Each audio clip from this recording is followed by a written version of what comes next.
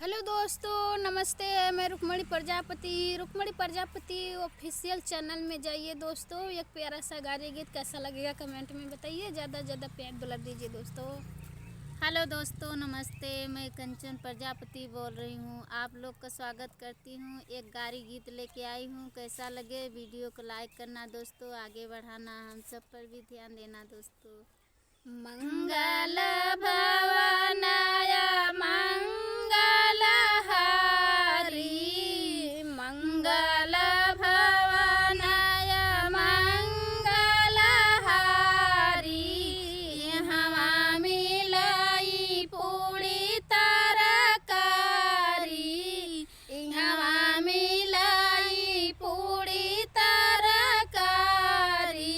समधी हथवा से मांगई ना मुहवा से खाई हो, समधी हथवा से मांगई ना मुहवा से खाई हो। आज पेटवा देखावई हमारे दुआरी, हाँ सीताराम के भजो। आज पेटवा देखावई हमारे दुआरी, हाँ सीताराम के भजो। मंगल भवनाय मंगल हारी, मंगल भवनाय मंगल हारी। हवा मिलाई पूरी तरकारी, हवा मिलाई पूरी तरकारी।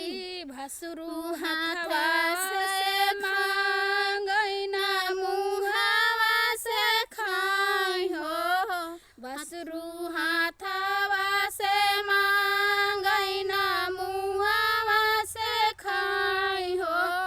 आज पेटवा देखावई हमारे दुआरी, हाँ सीताराम के भजो।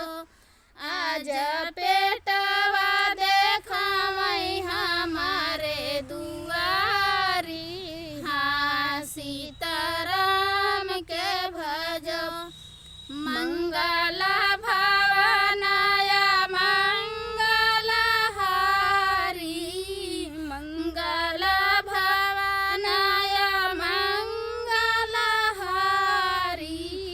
हवा मिलाई पूरी तरकारी, हवा मिलाई पूरी तरकारी।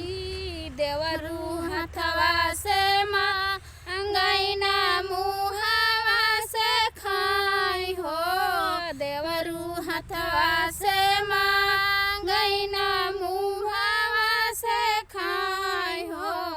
आज पेटवा देखावई हमारे दुआरी, हाँ सीताराम के भजो। आज